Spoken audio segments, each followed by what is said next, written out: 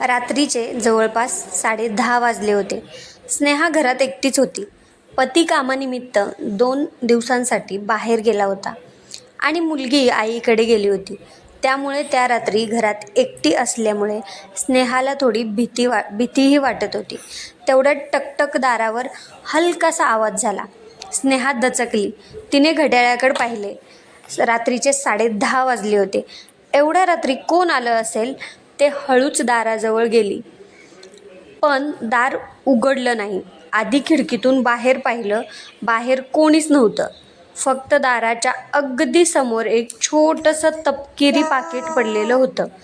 स्नेहाने दार उघडलं आणि पाकीट उचललं. त्यावर तिचं नाव लिहिलं होतं. स्नेहासाठी ना पाठवणाऱ्याचं नाव, ना पत्ता, ना मोबाईल नंबर, काहीच नाही. तिच्या मनात पहिला विचार आला, हे कुणी ठेवलं? तिने पाकीट उघडलं. आत एक छोटासा कागद होता. त्यावर फक्त एकच वाक्य लिहिलं होतं, तुला तुझ्या भूतकाळाबद्दल जे माहीत आहे ते पूर्ण सत्य नाही. स्नेहाच्या हातातून तो कागद खाली पडला. भूतकाळ? तिचा भूतकाळ तर साधाच होता. किमान तिला तसंच वाटत होतं. दुसऱ्या दिवशी सकाळी स्नेहाने काल रात्रीची गोष्ट नवऱ्याला फोनवर सांगितली. नवरा हसत म्हणाला, अगं कोणीतरी मस्करी केली असेल, तू जास्त विचार करू नकोस. स्नेहानेही ते मनावर घेतलं नाही.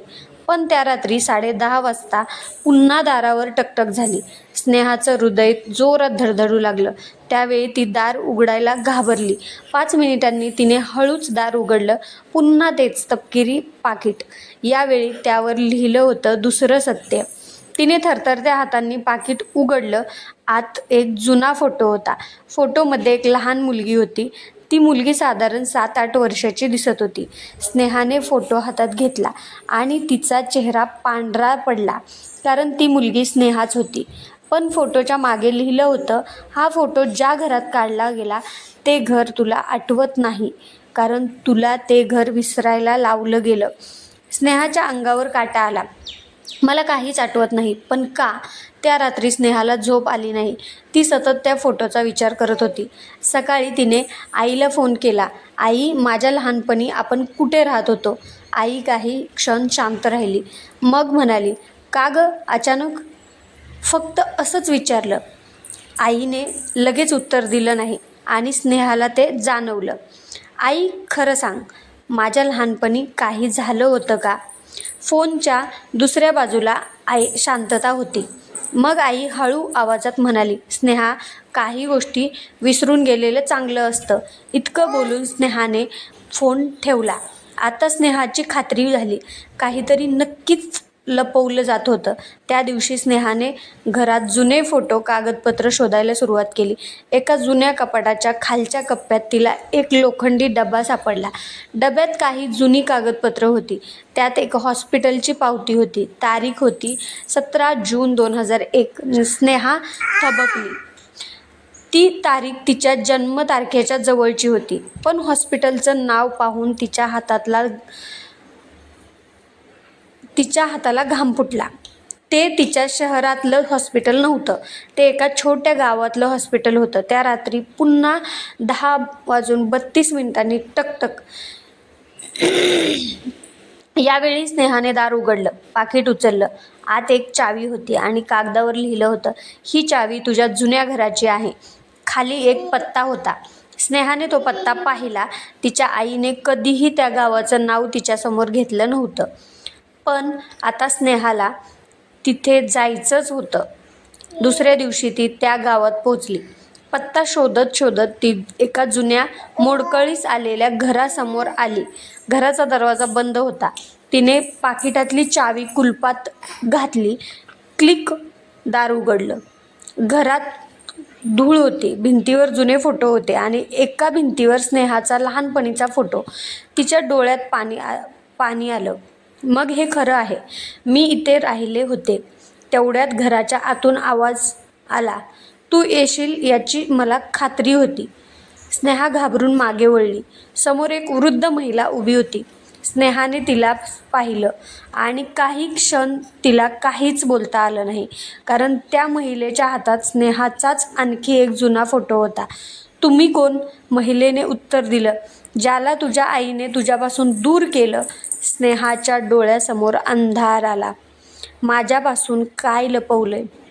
वृद्ध महिलेने हळू आवाजात सांगायला सुरुवात केली, तुझ्या आईची आणि माझ्या मुलाची खूप जुनी मैत्री होती.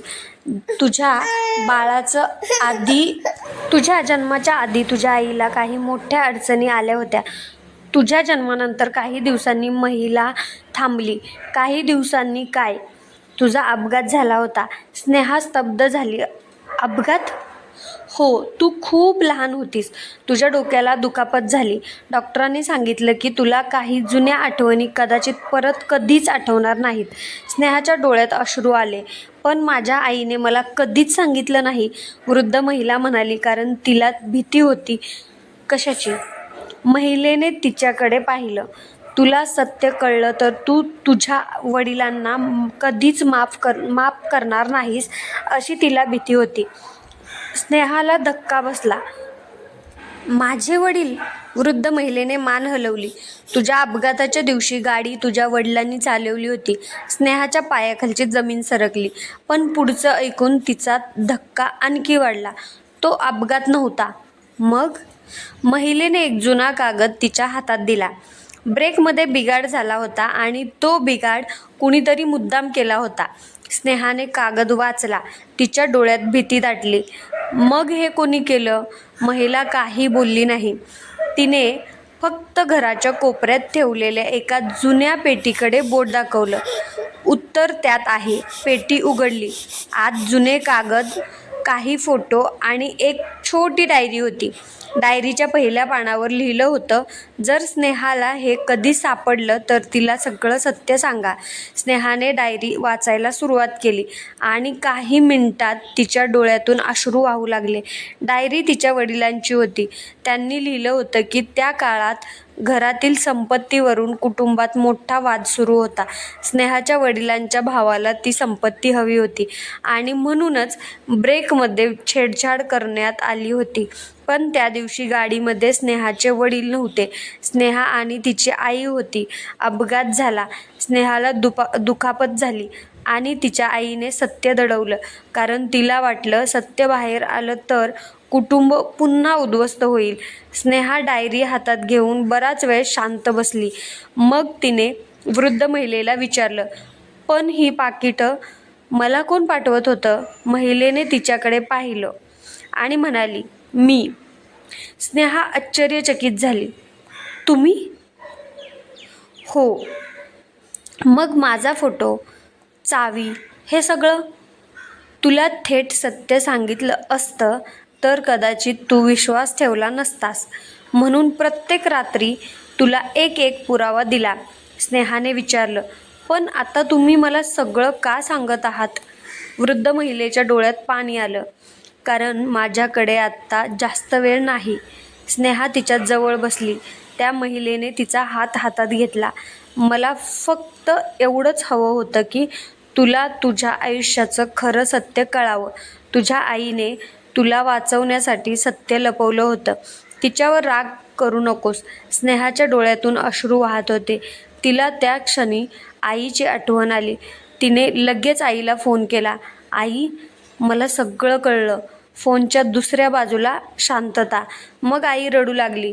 मला माफ कर बाळा. स्नेहा म्हणाली, आई, तू मला सत्यापासून दूर ठेवलंस, पण मला आता समजलं की तू मला वाचवण्यासाठी खोटं बोलली होतीस. दोघीही फोनवर रडत होत्या. काही दिवसांनी स्नेहा पुन्हा त्या जुन्या घरात गेली. पण यावेळी दार बंद होतं. वृद्ध महिला नव्हती. तिच्या हातात मात्र शेवटचं एक पाकीट होतं. स्नेहाने ते उघडलं. आत फक्त एक कागद होता. त्यावर लिहिलं होतं, काही सत्य आपल्याला तोडण्यासाठी समोर येत नाहीत. ती आपल्याला आपल्या भूतकाळाशी शांतता करायला मदत करतात. स्नेहाने तो कागद छातीशी धरला आणि त्या दिवशी पहिल्यांदा तिला जाणवलं, तिच्या आयुष्यातलं सगळ्यात मोठं रहस्य उलगडलं होतं. पण त्याहून मोठी गोष्ट तिला समजली होती. आपल्यावर प्रेम करणारी माणसं कधीकधी आपल्यापासून सत्य लपवतात, कारण त्यांना आपल्याला गमावण्याची भीती असते. आणि त्या दिवसानंतर स्नेहाच्या दारावर रात्री 10:32 कधीच पाकीट आलं नाही.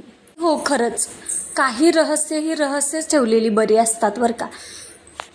अशाच नवनवीन स्टोरीसाठी आपल्या चॅनलला नक्की सबस्क्राईब करा. थँक्यू, धन्यवाद.